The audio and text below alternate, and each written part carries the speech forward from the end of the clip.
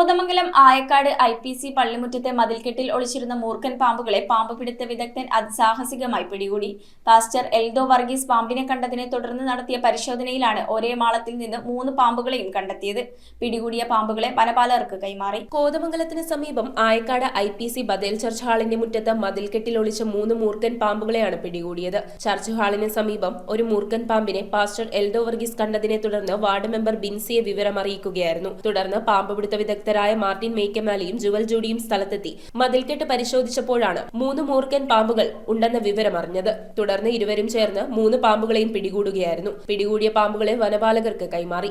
ആദ്യമായാണ് 3 പാമ്പുകളെ ഒരു മാളത്തിൽ നിന്ന് പിടികൂടുന്നതെന്ന് മാർട്ടിൻ പറഞ്ഞു. വന്ന ഈ കല്ല് പൊളിച്ചു കഴിഞ്ഞാൽ ഞാൻ ആദ്യം വിചാരിച്ചത് ഇത്ര വലിയ മൂർഖൻ ഓർത്തു.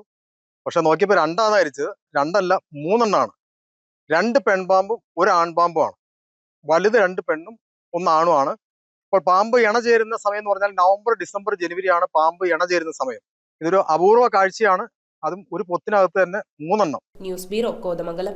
റിങ്ങുകൾ 1 ഗ്രാമിൽ തുടങ്ങുന്ന മാലകൾ, നെക്ലസുകൾ 9,000 രൂപ മുതൽ ഡയമണ്ട് നെക്ലസുകൾ 1 ലക്ഷം മുതൽ ആരംഭിക്കുന്ന വെഡിംഗ് സെറ്റുകൾ. കൂടാതെ നിങ്ങളുടെ പഴയ സ്വർണത്തിന് ഏറ്റവും ഉയർന്ന മൂല്യവും.